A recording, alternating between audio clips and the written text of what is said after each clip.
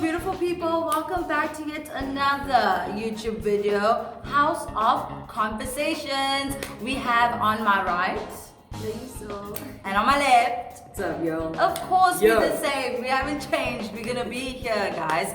But for those of you who don't know us, this is Luiso, this is Yo, and I'm Kawikazi, and thank you for tuning in. Okay, for those old subscribers, can you please share the video? I beg, we beg, please. Can you share? Okay, like, subscribe, and comment down below conversations that you would love us to talk more about, and also chime in whenever you want to during our awesome conversation. And well done to everyone that's been commenting. Charmaine, I saw you. We see you. Yes, we see you. Masana, yes, queen. Thank you. Thank you. So thank you guys so much. We appreciate the love and support. Continue please sharing this to all your friends, family, aunts, uncles, you know, do the things. So of course we are here with another amazing conversation. And so today's conversation is titled Assimilation. Dun, dun, dun.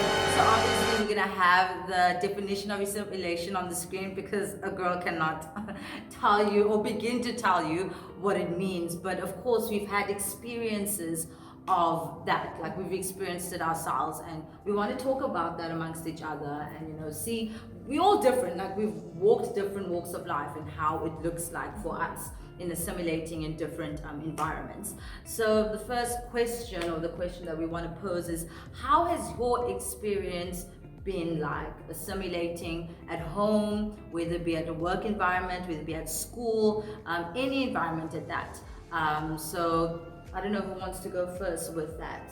I think the places that I have had to like assimilate the most is at school and at church, among certain groups of people. So for example, at school, or university rather, not really high school, because at school most of my friends are black and colored. No, it was just I'm kidding. It is what it is. So it was really at school that I had to like change my accent to try and sound more intelligent or sophisticated. Even that's problematic because then my dialect, because then we assume that people who sound different to us, they lack intelligence or something like that. So at school I really had to assimilate to the way people were speaking, and it was obviously mostly like the white people. That was the majority. And I just felt the pressure to assimilate because they were seen as, you know, intelligent. So in my mind it was like, okay, I need to speak like that in order to be respected or to be able to be deemed as intelligent and capable of doing the work. Yes, and then at church as well, amongst like certain groups of people, I'd find myself switching up the way I speak and not like really speaking how I speak with you guys or like my close friends. So it's just like a brief surface level of my experience. And you, Yo, what would you say experience has been? I think we've all experienced a bit of like code switching in certain aspects of our lives. I think what for me has been the big where I have to really like is if I'm hanging out with my melanin lacking party.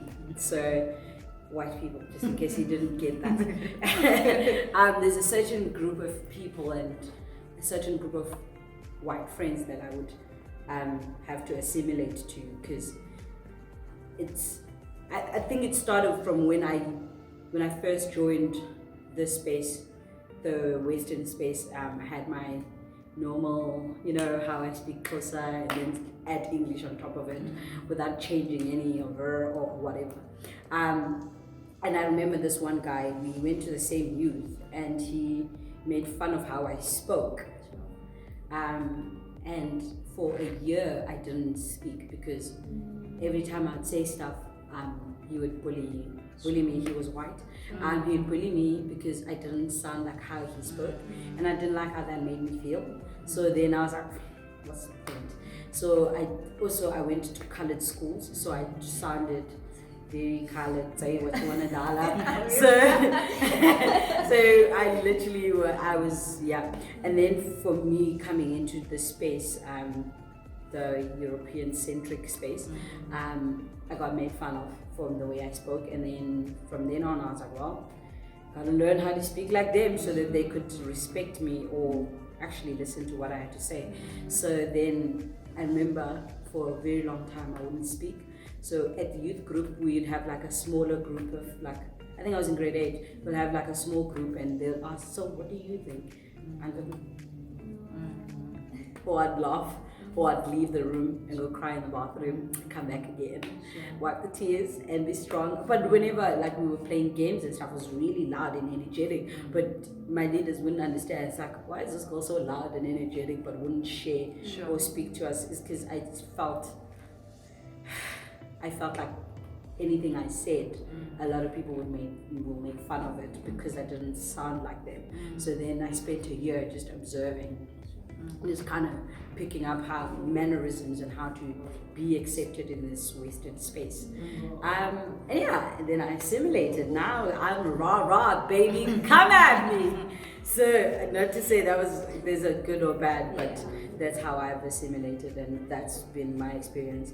And I've had opportunities because I sound very educated, which is very dumb because I can't spell for the life of me, but I sound, the way I speak has somehow managed to open doors, which is barbaric to just begin with.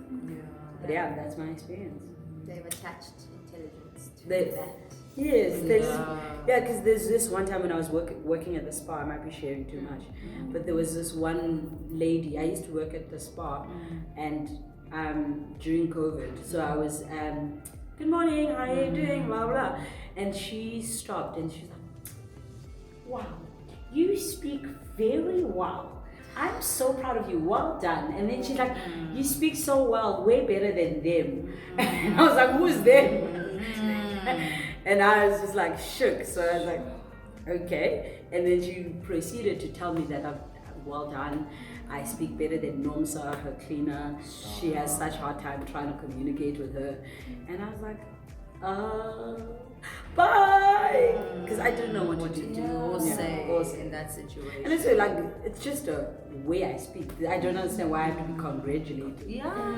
It's not like I've accomplished anything. It's not like y'all have given me back my land. I was gonna say, I was like, my skin is still what it is. It still hinders me from getting up. So why, I hear What's your experience? Sorry. No, it's I've fine. opened up a can of worms. No, and it's helped me like to also be like, I like fully resonate what you say in that as well. Like my schooling environment, I don't know, it was mostly coloreds and whites, if I'm not mistaken, in primary school. Oh yeah, I'm primary school. Majority, okay, the majority. But my teachers would be white, yeah. So, starting grade R, like I couldn't like spell, and I needed like practice in English and how to spell in English. So it was like, don't speak too much of Xhosa, at home, because we want you to pass, we want you to go to the next grade. So let's learn the English more and all that stuff. So that's kind of how it all started and how it carried through. And then I started speaking rah rah rah, if you'd like to say rah rah rah. And literally, exactly. And I think, I don't know when, but this is where I got exposed to and kind of noticed kind of how I was sounding, was when one of a black boy had like asked me when I was young, like, are you a coconut? Like, ooh, something the C about word. like, are you a coconut? Like, you're black on the outside, or brown on the outside, and then white on the inside. And that messed me up, to be honest with you, because it's like, how is my dialect attached now to my language and my culture? And now it changes my whole like persona, whatever. And that's when I started feeling very like sad and a bit angry, and I had to come to terms with it because that's how I grew up. That's what I needed to assimilate into this space that I'm in my primary school or high school, because it came with English and I needed to know English, so therefore for me I had to kind of change the way I had sounded. And it's so funny, like even on the phone and stuff, like when you talk to people, like my dialect like really goes high, because if they hear anything but like low, they'll think, oh no, she's guys, for the life of me, I can't understand. But also, I'm not gonna lie. Brownie points there. Look here. So I called because my laptop needed to get fixed. Okay. I'm sorry, I'm sharing too much again. I'm so sorry. So my phone got broken, laptop. And then I was asking this lady on the phone, a call center, and she was a person lady. I said, oh, I this one, please, man, can you like go in and like try and fix it, man, whatever. Nothing's happening. And I waited. I was like, I'm code switching. This is unacceptable. I was like, excuse me, hi, you speaking to Yolanda? And I was just like, fully white. Yeah. I'm telling you, my friend, I got through services and everything. Like everything worked. So it's a messed up society that we have to change. Facts. The way we speak and the way we sound in order for people to actually listen to us. And it's also within our own people.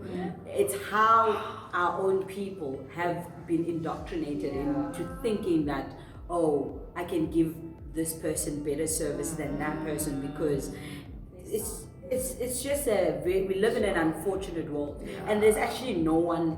Well, there is apartheid, but there's no one to blame in that sense. Is because we need to get to a space as a people. We need to get to a space where we see each other for who we are. Right. Yeah. So I was traumatized, and she was like, yeah, our people as well. Even in that friend, like the way I had like backlash of just I couldn't speak my mother tongue language, and the way I did speak it, it didn't sound like Anjita's Xhosa, like I was speaking like there was some spice. And then when I was young, it's just the way people responded to that. It's like, when I not speaking, the language and the way you're speaking it. And just thinking about it now, when I was a kid, it wasn't a good experience. It was such time. It's like I had to prove myself, and I had to prove it in other ways.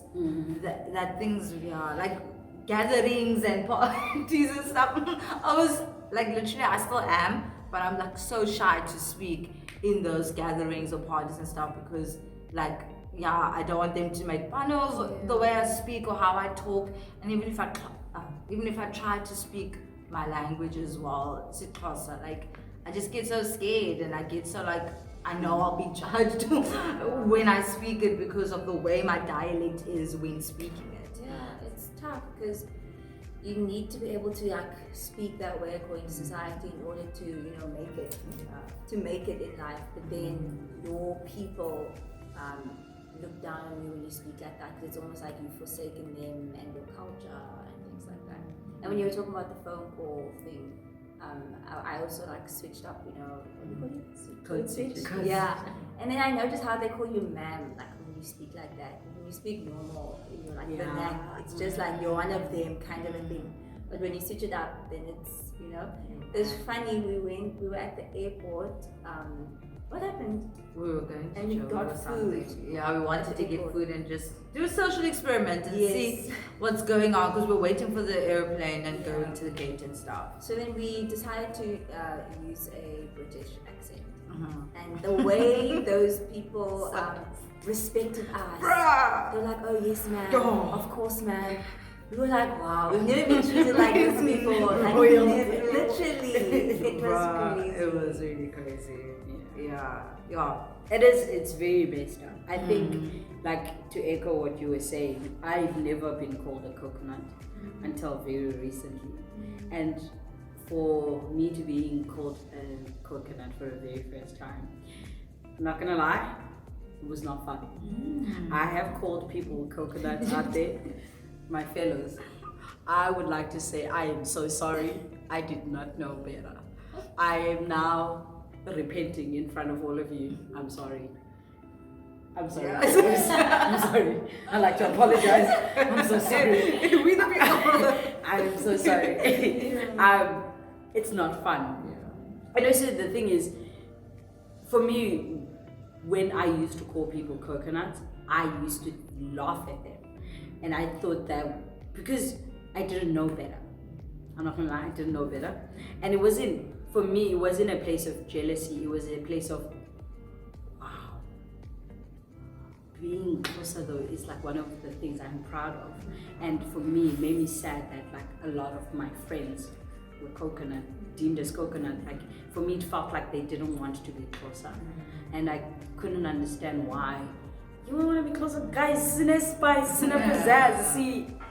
Yeah. So for me, it was just like, why wouldn't you want to be closer, bro? Like, do you know how fun it is? Do you know, like, so for me, it was a place of like, why wouldn't you want to be? It wasn't because I was like, they've abandoned us. I'm like, there's so much more. And then when someone called me that, I actually was like, excuse me, how dare you tell me that I'm a coconut? But also I did understand that I have gotten into spaces and I've curated a lot of like music. My music taste has changed. I've evolved. I've grown. I started reading now. I'm not even a reader, but now I'm a reader. So I understand why a lot of people would say that you're a coconut. It's because there's not a word for saying, oh wow, you've evolved, you are different. It's because you're different that we don't have a word for it. So I think we should be celebrating our differences rather than saying, oh, you're a coconut. And guys, this is one thing I really wanna vouch for, and then I'm gonna keep quiet and let the rest go. Let's normalize teaching people who don't know how to speak their own mother tongue, because there's so much beauty in speaking your mother tongue, but people won't speak their mother tongue because of us, people who keep making fun of them. It's like our own people. We literally are putting our own people outside the door and saying ha ha ha. I think we should normalize. Let's celebrate how we're learning to speak Xhosa again. Let's celebrate my friend. I won't mention her name because you'll be like, how dare you expose me on the YouTube. Let's celebrate people learning and taking back what was taken away from them, because their language were taken away from them by teachers, by parents, because they thought that's what was right. That's what your teacher told them. Is that to assimilate the word? It's so good. So it was taken. Now let's celebrate bringing it back. So next time, guys, Kau is gonna greet us all in Xhosa, and y'all better go learn your Xhosas. Watch this space. Watch it, guys. Watch it. I want to pose a question now. Is assimilating good or bad? What do we say? Like, is it a two-sided coin thing? Does it have its negatives or positive? Like, what, guys? What do you think? Is it good? Is it bad? Like, I would love to know. No, I talked to you a lot the last time. You go. No, I asked the question, so now you tell us. You haven't answered first. Because I don't know what to do or say about it. Well, you start. We have an intern, we have an audience, a follower, a viewer. Actual viewer. Is it good or bad? It's got its pros and it's got its cons. Yeah. I think I can say that. It's bad when you have to forsake your like culture completely and you don't want to. You know, there are some people who actually hate being who they are. And it's got its pros because that's just how society is wired at the moment. You need to speak a certain way, act a certain way in order to get by or get far in life. But then also it's got its cons in the sense that you can easily get lost in this new culture that you've assimilated and forget about your own if you're not intentional in going back. Like you said, let's celebrate relearning our mother tongues and things like that. So, yeah. I am gonna say it's just bad overall because even with the pro, it means you have to leave something of yourself behind. And I am all for fully not code switching. People are welcomed for who they are. Because that is good, guys. Yeah, that's good. Yeah, if I were to put in things I would take from both of you guys, so I'd rather just keep it at how it is because you guys have really said good points about this. And Yeah, I think that's Code switching is hard. Mm-hmm. It's so hard and it's tiring. And I don't want to be code switching. I want to enjoy life like my counterparty. Like Tim is actually living his best life. He's never had to change a day in his life. And he's just been reaping all the benefits. I say Tim because he's right there. But like, I don't understand why we need to work so hard so that we could be accepted at the table. Yeah. So. And it's crazy because like I'm just thinking of my own experience where I would like code switch around, a certain group of people. But then when I get comfortable with them and the real me comes out, it's almost embarrassing. You don't know what they think. They think you've been living like, double life or something like that. So yeah. Let's put our weapons down, guys. Yeah. I feel like we can have more of this, guys. Might have a part 2. We don't know, guys. We don't know. But this conversation, please let it continue. Not stop here on the screen, but have it with your friends and with your families. Share, guys, and talk about this because it does happen and it is happening and it is a thing. So we really want you guys to have conversations outside of that, but also with us as well. So comment down below, guys. Have you had these experiences before? How was it for you guys? And is there a way forward? And if so, what? Like, what do you want to change? And how do you want to see that change for you guys? So thank you so much for joining us, guys. It's been amazing with you watching us. So we can't stress this enough, guys. Please Share the video comment, and share the video and subscribe. And please turn on the notifications. Tim hasn't even subscribed. He's sitting right here. Please turn on the notifications so you know when we upload, okay guys? That is a very important part, okay? So thank you so much. It's been the House of Conversations. We'll see you next time. Cheers, Bye.